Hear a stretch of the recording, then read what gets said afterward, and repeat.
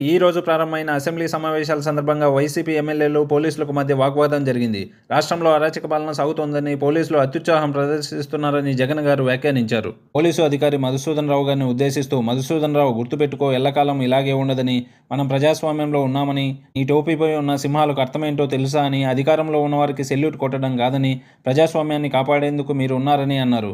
సంక్షేమ పథకాలు అన్ని పెట్టినా ఎందుకు ఓడిపోయామని అడుగుతూనే ఉంటారు కదా. ఆయన తెలుసుకోవాల్సిందేంటంటే, మధుసూదన్ రావు గారితో ఇప్పుడు పైన చెప్పిన మాటలు తన 5 ఏళ్ల పాలనలో తన మంత్రులకి, ఎమ్మెల్యేలకు, పోలీసులకు చెప్పి ఉంటే ఎందుకు ఓడిపోయామన్న ప్రశ్న అడిగే అవసరమే వచ్చేది కాదు. సింహం అంటే జగన్ అని, సింగిల్గా వస్తామని చెప్పి ఇప్పుడేంటి సింహాలకు కొత్త అర్థాలు చెబుతున్నారు? చూడబోతే 5 ఏళ్లకొకసారి తాను అధికారంలో ఉంటే ఒకలా, ప్రతిపక్షంలో ఉంటే ఒకలా అర్థాలు మారతాయని చెబుతున్నట్లుంది. అయినా పాపం జగన్ గారు తాను చెప్పినట్లు 5 ఏళ్లు తాడేపల్లి ప్యాలెస్లో కళ్ళు మూసుకుని గడిపేస్తే బయట జరిగే విషయాలు ఎలా తెలుస్తాయిలేండి. కళ్ళు మూసుకుంటే 5 ఏళ్లు అయిపోతాయని మీ పార్టీ వాళ్ళకి చెప్పి 1 నెలకే మీరు ఇలా ఉగ్రరూపం చూపిస్తారేంటి జగన్ గారు?